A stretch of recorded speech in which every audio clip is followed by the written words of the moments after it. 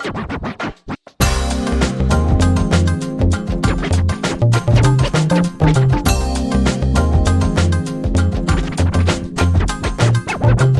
finished the summer vacation in Japan, and I am suffering from holiday brain. I'm looking at the wrong pages. I'm disorganized.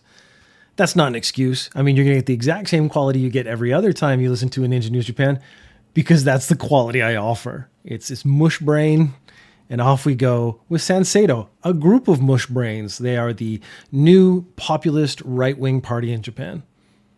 They are unpleasant towards foreign people like myself, so I do not have a particularly positive view of them. They have decided to market themselves. Good idea, if I'm being really honest.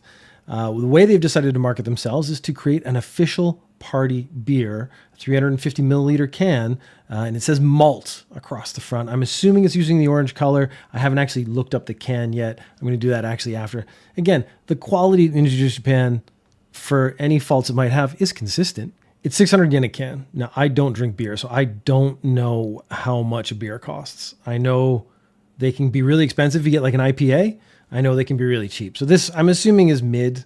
It sort of seems like a Senseido kind of thing to hit for mid. The problem is it's 990 yen shipping fees. Now, I don't know if that's per can. So you can get this shipped to your house. It does not sold in stores yet. You can get it shipped to you, 990 yen. I'm assuming that is for however many you order. So if you order 5, 10, 15, 20, you're paying 999. God damn. You're paying 990 yen shipping. But if you buy one, the shipping cost is more than the actual beer itself. The issue that came to light very quickly, much like Trump's products where he touts American innovation and American, producing locally within the country, most of his merchandise is sourced from China. The malt is sourced from outside of Japan. And someone who bought this online also bought a t-shirt, and the t-shirt also said made in China. So this group, this party that is saying Japan first, is saying that Japan needs to be self-reliant. They're actually like food self-sufficiency is a big part of their thing, because Japan has to import a lot of food. And they're like, that means we rely on other countries. We don't want to rely on other countries. They're full of dirty foreigners. So we should buy everything local. Now, malt is produced locally, but it's very expensive. So they went with cheaper malt sourced from outside of Japan, sort of defying the logic of their own party, which is, let's be honest, absolutely no surprise at all. There's a place called Kamakura City, and there's a railway crossing, and that railway crossing appears in Slam Dunk, the anime. I believe it's in the opening sequence. You sort of see this like very romantic, you see this very sort of romanticized, classic Japanese countryside train crossing on this really big TV show. Now, you have to understand that some train stations, like the one I go to every day, actually has no staff. It's so small. It has like a gate and this sort of like little covered area in case it's raining or snowing or something that you can stand under, but there's no actual staff. If I have a problem with my card, which I have had in the past, you actually have to like press some buttons on this little panel, and then they will call a bigger station at a nearby city, and they'll try to deal with your problem remotely, which is sensible because there are so few people who come to my station that it would require having a staff member there to help people all the time. This is a similar situation. It's a small, tiny station in the countryside. It is not a place that has staff. So it means it's not a big city. It's not a big area. It's not populated. It's not ready for tourism, which is where this story is actually going. The train station near the crossing is unmanned. It's closed its toilets because there were so many blockages. There were too many tourists coming and using it. It was causing too many problems. They didn't have staff there to help take care of it, to actually, just plunge the toilet on a regular basis, which is also really gross. If you get hired to work for a train station, I don't think your image is, I'm going to be plunging toilets regularly throughout the day. The toilets also got really dirty. So I assume it would get blocked, and then people still have to go to the toilet. They would do other stuff. It would get really gross. Over tourism, this is one of the things they're talking about. Like, this is problematic. Some of the nearby cafes have closed their toilets to tourists and people who aren't like actual customers. There was a nearby hospital, and they were letting people go to the toilet in the hospital. And they've said, again, same problem, blockages, people flushing things they shouldn't flush. It was clogging the toilet. This is causing problems. We're not going to allow people to use their toilets. The solution, therefore, for the people who need to defecate is to defecate around the building. So this hospital has now appealed to the local government saying there are too many tourists coming to this area to take pictures and whatnot of this railway crossing from the anime Slam Dunk. And now they're pooping around the hospital, which is a safety issue. It's a health issue. And again, it being a hospital, they're very concerned about health issues. The government is discussing solutions. I'm very interested in what kind of solution can you come up with to stop people pooping randomly? Because the immediate solution would be to open more toilets. But again, this is not a tourist hub. This is not like an area designed for tourism. They probably were never expecting any tourists to show up. And it's, how much is the anime Slam Dunk responsible for the results? Because this is one of the interesting things. It's unintended consequences of actions. So, hey, there's this little train station, there's a crossing. It's really sort of romanticized in the Japanese view. Let's put that in our anime opening. It's going to be really cool. It's very Japanese. People love our anime. That anime gets super popular. People want to go to the places they see in the anime, and now they need a place to poop. Where are they going to poop when everyone's like, no, too many tourists have been flooding our toilets. They've been clogging our toilets. They've been flushing stuff they're not supposed to flush. We don't have the facilities to clean up after this many tourists. We're going to just close our tourists. Now the tourists are pooping out randomly in the street. I can see arrests happening in the future. I can see them getting really strict about this. The fines should be massive is probably what's going to happen. But that's just my guess. The local government is trying to figure out what to do. It's a really weird problem to have. Talking about over-tourism, talking about problems, unexpected consequences of tourism, of popularity. Kansai has been experiencing a surge in abandoned suitcases just left on sidewalks and alleyways. And this is such a weird thing to me because I always pack really light because, again, living in Japan, you have to do like a lot of omiyage souvenir shopping. You have to put it in your bag. I usually go with one bag and come back with two because that's full of stuff, presents for other people. That's a really normal thing in Japan. So abandoning a suitcase seems weird. I guess if it doesn't suit your purposes anymore, like you brought a suitcase, but then you bought a whole bunch of stuff and it's too small, you don't want to like keep it. You don't want to bring it back with you, so you just dump it. So people are just leaving it on the sidewalk and walking away. People are just leaving it in alleyways and walking away. In 2024, there were 8.476 million visitors to Osaka alone. And Osaka Airport, Kansai Airport, had 816 abandoned pieces of luggage in 2024. Problem is, what do you do with them? Because the local airport is like, we can't just throw these away. It actually costs money to throw stuff away in Japan if it's not burnable. They keep the abandoned suitcase for a set period, and then they reuse it or dispose it after a set time. Some hotels have run into a problem because they're saying it costs 25,000 to 50,000 yen every month or two to get rid of these suitcases that are being left in the hotel. So basically, I stay in a hotel, maybe I upgrade my baggage and I leave the other suitcase behind, and then the hotel has to collect all these suitcases and then give them to the garbage company, but the garbage company is non-burnable, which means you have to pay for them to be removed. They're spending 50,000 yen every 2 months just on that alone. They have the person who stayed there, they have the person in the hotel room's credit card number. I would just charge them for that service. Like, we will dispose of your luggage if you don't want to use it anymore, but we are going to charge you for that. Some hotels have started cutting the suitcases in half and then making them into potted plant holders, which is an interesting solution because they're like, we are recycling in a way. We're not throwing it straight in the garbage. It's getting sort of a second usage, a second life. But this has become like a significant problem with the over-tourism issue in Japan. People coming and just dumping stuff they don't want. In the previous story, personal waste, fecal matter. In the second story, suitcases. I guess the solution to put them together, poop in the suitcase, still not very appealing. Japan's Supreme Court upheld a ruling that liking a defamatory post online constitutes an unlawful act under civil law. So this is basically, we have the new group Senseido. They're probably saying some heinous stuff. They actually were getting in trouble because a lot of what they were saying was essentially hate speech under the Japanese constitution. Fans of them would go on Twitter or X, the everything app, and they would like those posts. And this would be the same as Facebook. Like, you post something on Facebook, it's hateful, it's racist, whatever. You like that. I am responsible for my like supporting the defamatory post. Therefore, I am defaming the person.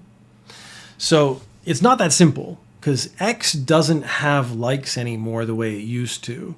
I guess this would work for Reddit for upvoting. So if I upvoted hateful content, that would constitute supporting the hateful content. On Facebook, if I thumbed up a hateful comment, that would constitute me supporting the hateful comment. The Supreme Court said that a like is generally understood as showing a positive attitude or supporting a message. So basically you put a message on, I like it, that shows that I support that message. Pretty sensible. Of course, it's legal, so they have to be very strict about what they're saying. So factors to take into account: the relationship between the like and the poster. So I, as the person, have to be looked at before my like can actually be seen as an addition to the defamatory post. So maybe everything else I say or everything else I like is really positive. That way, maybe this is just an anomaly. Maybe I didn't read it. Maybe I could say, oh, I liked it by accident. But if I am constantly liking this kind of content, then that will get played into account. That will be taken into account for whether or not I actually am supporting the defamatory post. The circumstances leading up to it. So this is also, again, looking at your post history. So if I have never liked anything and I post generally negative or hateful comment, and then I do like a hateful post, then that is going to be taken into account. I'm that kind of person. I am now showing my support for the defamatory post. Basically, in Japan, the way it's phrased as, if the intent is to harm the victim's dignity, it is defamatory, which actually means on TikTok, I actually could sue a couple of people already. I've had people on TikTok, so I've taken clips from Ninja News Japan and posted on TikTok where I talk about a gross story and then I'll like role play as the creepy, awful person, almost getting into the mindset of the person, and then I'll do a joke making fun of that person. So if you look at the whole context, I am not supporting what they did. What they did on TikTok was they cut out the beginning and the end and just took the like hateful role play that I was doing and then posted that and then tried to like rage bait people into like me saying, look at this guy in Japan, this 50-year-old creepy old man. He's saying awful things all the time. Everyone should go. I didn't get the flood of hate that they were probably expecting because the people who came and watched the original clip got to see the beginning, middle, and end. But from that, it would be actually very, very easy for me to sue them under this sort of defamation law. I did find it actually very funny because when I saw what they'd done and how much work they'd put into editing, it actually is what made it really funny to me, because there was an editing, like a clear intent in the editing of the content to make me look as bad as possible so they could then crap on it, hoping that everyone would get me canceled. But it's so funny how quickly it fizzled out, because it was like anyone who came had to watch the intro and it's like, well, wait a minute, this guy doesn't seem like he's super supportive of pedophilia.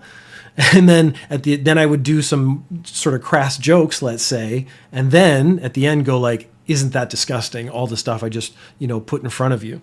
Like is not just a singular term. So they are using this as a precedent. So reposting, posting, DMs, all can violate anti-stalking laws in Japan, which is what this all falls under the umbrella of stalking. So if I'm saying hateful things to you online, I'm saying hateful stuff in general, that's actually part of stalking laws in Japan. Pokemon, cards, things for kids. McDonald's, Happy Meals, also a thing for kids. Put them together, you'd make kids really happy. Or you would make psycho nerds go crazy because they put specialty printed cards into Happy Meal sets. So in Japan, it's not a Happy Meal, it's a Happy Set. They call any meal, it's just a set. The McDonald's put a card in the Happy Meal. Now, what they tried to do was limit the amount of purchases to 5 meals per person over a 3-day promotion in an attempt to stop reselling. So they knew that people were going to come in, buy these meals, get the cards, and resell the cards online. And they were trying to stop that. So like, you can only buy 5 meals. But if you think I come in and buy 5, my friend, my other resellers come in, they also buy 5. They're also going to try to go to as many different stores as possible as buy 5. You can see the potential problem. Now, the thing that happened was these guys were coming in and they were buying up all the cards, all the Happy Meals, and the stores were running out. But then they weren't eating the Happy Meals. And this is actually what set off almost more of a firestorm in Japan, because food waste is seen as an incredibly disrespectful thing. But these guys would just take the Happy Meals, they would put them on a counter, take the card out and leave. They wouldn't even touch the food. Or if, the staff got angry at them, they would take the food outside, put it on the ground, and then get in their car and just drive away. So they'd have to deal with it anyways. So it's a massive amount of food waste was actually the bigger issue than the nerds buying and reselling the cards. But it was the buying, again, unintended consequences seems to be sort of an underlying theme of a couple of the stories. McDonald's was trying to stop the reselling by putting a limit on how many you could buy, but this limit was still, it was more than one. And that means the people are going to go around buying as many as they can in as many places. Stores ran out of food. There was a ton of wastage, a ton of garbage sitting out in the streets. McDonald's even approached Mercari saying, please help and don't allow people to resell these cards on Mercari. They have said in the future, they will deny entry to people who want to buy large quantities of combo meals. And then they actually had to post an apology, which again is weird because they shouldn't actually be apologizing. It's these resellers, these nerds who are buying it up, trying to buy them all. They're the ones causing the problem. McDonald's tried to put some things in place and it didn't quite work out, but this being Japan, you have to apologize. Everyone has to apologize. Here is their statement. During our Pokemon Happy Meal set Pokemon card promotion, we confirmed that a portion of customers bought large quantities with the intent of reselling the cards, causing congestion and confusion at McDonald's branches and in their surrounding areas. In addition, there were instances where the associated food items being left behind at the restaurant or abandoned outside. McDonald's deeply apologizes for the inconvenience and distress caused to our regular customers, the crews working at our restaurants, residents of the surrounding neighborhoods, and the owners of the buildings in which our restaurants operate as tenants. In the future, there may be instances in which we impose stricter purchase quantity limits for specific Happy Meal sets and time periods. In addition, we acknowledge that this is an inconvenience to our regular customers. During such periods, we may also place restrictions on mobile orders and deliveries. Details will be disclosed on a case-by-case basis. In addition, during such sales restriction periods, we will refuse sales to those attempting to purchase amounts exceeding the limits, lining up repeatedly to make multiple purchases, attempting to intimidate restaurant staff, or otherwise failing to abide by the rules and behave politely. Moreover, customers whose actions have clearly interfered with the provision of the promotion services when purchasing Pokemon Happy Meals or who have records of making bulk purchases will have their accounts removed from the official McDonald's app as per terms of service. So McDonald's is trying their best to make it very clear that this is not acceptable behavior. They're not going to allow this in the future. They're going to try to put a stop to it, which I think is the right thing. When people get off the rails and start harassing staff and stuff, I think that's actually time when you call the cops. The shape of Pocky has been trademarked, and this is called a 3D trademark, which I found very interesting because apparently this is very rare, and it's very rare for food to get it because food doesn't come in a consistent shape. But the Pocky shape has been considered so iconic they applied for a 3D trademark. And what this would do would mean if I wanted to make my own. For those who don't know what Pocky is, it's a piece of bread. It's a tiny stick of bread, and it's dipped in chocolate. So it's a tiny bit of bread, tiny bit of chocolate, nice combination. It's a light chocolate snack. It's a sweet thing. And it has a very iconic shape because it is just dipped directly into the chocolate. So it has a stub that is the bit you hold. That would be just bread. And then the chocolate coating above that, it forms a shape. But it's also fairly nondescript. It's fairly just it's the result of this process of dipping bread into chocolate, which actually seems a little unfair to trademark that, but it means that anyone who wants to make a candy or chocolate snack in the same shape, Pocky, the company, could then sue them. The way they got this trademark was to go to the patent office and say 91.6% of people who see this shape recognize it as Pocky, therefore this shape represents Pocky, therefore we deserve a trademark. Because usually they only trademark characters and logos and stuff, saying your logo can't look like my logo, your character can't look like my character. That's pretty easy to prove because it's a distinct shape set thing. But I dip something in chocolate, it's going to look like something dipped in chocolate, whether I actually intended that to be the result or not. So this is what I wanted, was the clear definition of what a Pocky is shaped like. So this is marks-iplaw.jp, and these, I believe, is the actual group that applied for the trademark on Pocky's behalf. So during the substantive examination as anticipated, the JPO issued a notification of reasons for refusal pursuant to Article 3(1), third section of the Japan trademark law. This provision bars registration of marks that consist solely of indications commonly used to designate inter alia the place of origin, quality, raw materials, intended purpose, shape, including packaging, price, method, time, or production of use. So basically, this first thing is like, you can't make a trademark based on the fact that you use bread or chocolate or things like that. So in response, we submitted that Pocky's cookies 3D shape had, through long-standing and widespread use, come to function as a source identifier. Accordingly, it should qualify for exemption under Article 3.2 of the Japan Trademark Law, which permits registration of marks otherwise barred under Article 3.1, provided that the mark has acquired distinctiveness among relevant consumers. To substantiate the claim of acquired distinctiveness, we submitted extensive evidence, including market research targeting 1,036 men and women aged 16 to 79. Remarkably, 91.6% of the respondents, when shown the 3D shape of Pocky cookie without any accompanying text, identified it as Pocky or Pocky chocolate in response to an open-ended question. So basically they said, "What's this?" and showed them a Pocky shape, and then the people said, "It's Pocky," and they said that proves that the shape is indicative to the trademark. So following the submission of evidence of subsequent restriction and designation goods to chocolate confections in Class 30, the JPO approved the registration on June 24th, 2025 by admitting acquired distinctiveness of the 3D mark. So this is the bit that's important here. The detailed description of mark, the trademark for which the registration is sought, is a three-dimensional trademark, and the column of trademark for which the registration is sought consists of 7 views of the order. So perspective view, front view, back view, left side view, right side view, bottom view, and plan view. So basically they took 7 pictures of Pocky from different angles and presented that and said, this is Pocky, and now this has been trademarked as Pocky. Incidentally, the light-colored portions shown in the perspective view, the front view, and the bottom view are due to illumination, or not elements constituting the trademark. So the actual brightness of the color of the bread cookie part of the Pocky is not part of the trademark. Jade has put in a couple things like other things are shaped like Pocky. They might actually be owned by the same company. I actually forget. I think it's Glico. I actually forget now who actually makes it. But on the screen right now, there are trademarks that have been given for other candies and chocolates and stuff. There's a chocolate screw, a piece of chocolate with like an almond shape cut out of it. There's like a half moon cookie. There's Haribo, which is like gummy bears. There's the most famous one for me is the mushroom shaped chocolate, which is like a squished Pocky, but the chocolate is taken on a mushroom shape. I've seen those. I would recognize that shape. These have all been granted 3D trademarks in Japan. I was most interested in the actual filing in Japan, like what constitutes a 3D trademark, because I've never heard of that before.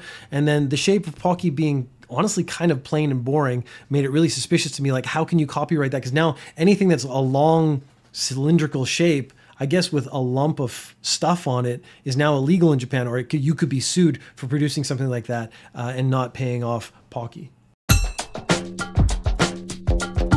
We have done lots and lots of fraud over the last few weeks in Japan, and it's been the people impersonating police has been like the big spike in fraud in Japan. So they say, there's a warrant out for your arrest and you got to pay us a certain amount of money and we'll get the warrant taken away. They say money's been moved into your account from an illegal source and we have to take that money out of your account or you'll be arrested as an accessory. And then people give them access to their bank accounts. They have people picking up bank cards and stuff, just trying to do everything wrong to make someone's life miserable. I mean, that's just really what they're going for. A 73-year-old man was arrested for special fraud. This is impersonating a police officer going to a lady's house. He was the bag man. So there's actually someone who usually sets up the fraud and then someone who goes to try to pick up the money and or bank cards. In this case, it was 2 bank cards.